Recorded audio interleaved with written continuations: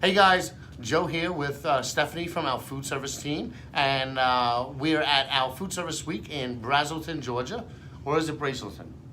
It's Brazelton. Brazelton? I've been corrected. I've been saying it both ways, Yeah. so okay. Tomato. We're in Brazelton, We're in Georgia. Georgia, at our food service week, and Stephanie was the moderator of one of our food service roundtable discussions. And with this, the focus of your roundtable was outside influences that are impacting the retail food service. Correct. So industry. it was for the retail food service session, and we just talked about some of the things that are affecting their businesses right now. Okay, well, what kind of, to start off, what kind of participants did you have? Because this was part of the thought interaction pod sessions that we do. So basically, we had 3 different table topics, and it was first come, first served. The participants would come in, pick a table topic that they wanted to participate in, and sit for a half an hour discussion, and that was moderated by an attendee or one of our team. And then after 30 minutes, they would get up, choose another table topic, and then go on for another discussion. So on your particular table, what was the mix of attendees? I had a really nice mix of attendees. I had someone from a club store, someone from Army Air Force Exchange. I had a supplier at my table. I actually had a growing restaurant, fast casual restaurant concept attendee at my table, and also someone who represents convenience store food service. Okay, so all different retail channels. Yes. Great, and what were some of the common topics that you discussed? So I initially just asked everyone, what do you think the biggest outside influence is on your food service business right now? And it was interesting because everybody had something a little bit different. From the club store perspective, they kind of felt like they're a disruptor right now within food service. They're starting to offer more and more prepared foods, hot foods, and so it's a growing part of their business right now, and a lot of people are flocking there, for rotisserie chickens, but also other really great prepared food dishes.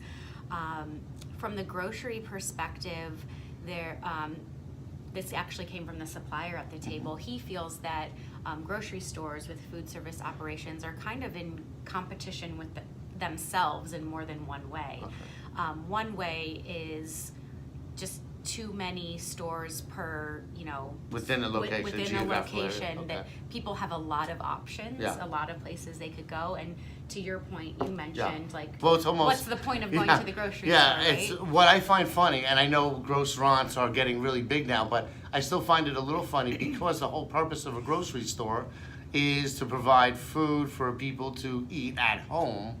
So the fact that they're trying to get more people to stay in the grocery store almost defeats the purpose of having a grocery store in the first place. So, like I said, I know they're looking to work those concepts together, but it's the lines just are blurred. historically for sure. that was not the case. So I found that interesting.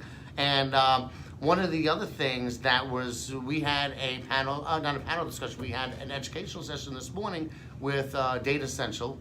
And Kelly was talking about, she made an interesting point for grocery stores in particular, in that one benefit that they have above a lot of other channels is the fact that they have so many ingredients right there in the store. All the ingredients that are popular, that are trending, that are, some of the new and emerging ingredients to the ones that are, already established, they're all in the store. So they have a lot of inventory to draw from when they're making their menus for the restaurants within the store. And that kind of leads to the next challenge that a couple people mentioned is there is a demand and a trend right now for healthy, clean ingredients. And sometimes those ingredients are hard to get, or it's hard to get them fresh. They have a shorter shelf life. They can be very expensive. Especially organics. Yeah, they can be very expensive. So trying to figure out the supply chain on those types of items. And then from this convenience store perspective, one of their challenges is getting people, driving the foot traffic in the store. From the pumps. Because if you're just stopping for gas, it's all done at the pump, it's all electronic. So how do you get more people in the stores? Because convenience store food has evolved and changed significantly. Yeah. It's not just hot dogs and pizzas anymore. They have a lot of made to order, things are being prepared there in store. So, and then I would say the one thing that did kind of resonate with everybody at the table was around labor, and not so much labor costs, but actually hiring and retaining good talent, and people with good work ethic. And that can be a cost in itself, both in productivity and in real costs, as Donald Burns Right. Talked about 2 nights ago in his presentation. Right. I believe he said the cost per new employee was $5,000 and change. And I mean, it was because you're usually taking your A employee to train that person, so they're not doing the full capabilities of Right. what they're supposed to do. And then you have that learning curve for the new employee, so productivity suffers during that. So the more, I guess the biggest solution to that is really building a culture that makes the employees want to stay, Right. and to keep progressing. So. Right. So I mean, overall, there's obviously you have competition, but the competition is just it's really broad now. Your restaurants aren't just competing with restaurants.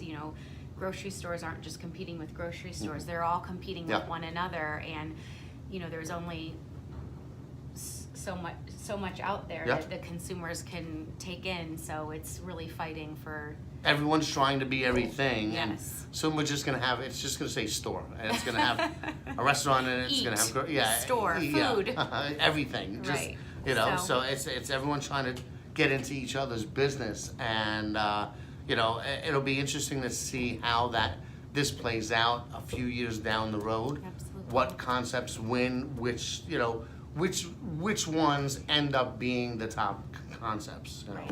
And it's probably going to be a little different across each channel of Sure. retail. So, all right, well, Absolutely. thank you for the summary of your Thanks, Joe. roundtable, You're welcome. and thank you guys.